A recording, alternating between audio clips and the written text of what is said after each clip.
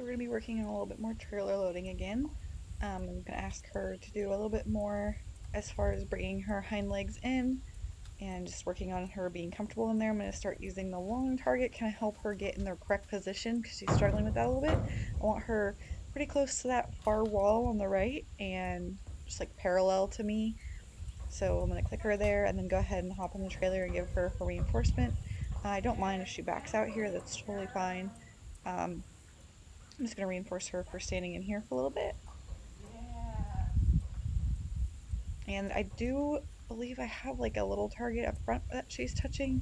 I really need to get a better angle for that so I can actually show you guys what's happening inside the trailer.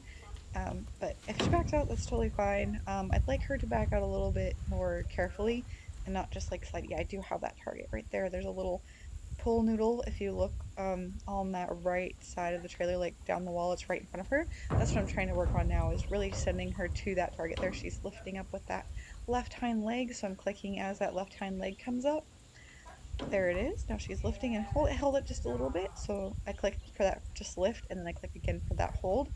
But there again, I'm gonna click. But yeah, I want her to back off gently and carefully as well because she's just kind of flaying herself off. So I need to work on that too. But right now I'm just going to reinforce quite a bit for her putting that foot up. And then I need to start getting that foot to actually rest on the ground, and then start putting weight on it because I'd like her to go, like, be standing on three legs and then back out and then keep doing that until she can either switch to that right hind leg and do the same thing or get in and then back out again. So we're gonna have to play with that a little bit more though, but she's trying. I think the target inside is helping. Like I have the very first divider closed, and I cut like I just cut one side of the pool noodle so it opens up and it just goes over the bar on the divider, so she can follow that wall and go right to the target. And it's already like obviously it's just a piece of a pool noodle, so that's the same exact thing she touches on all her other targets besides my dressage whip. They understand all of them. So it just really transfers over really nicely.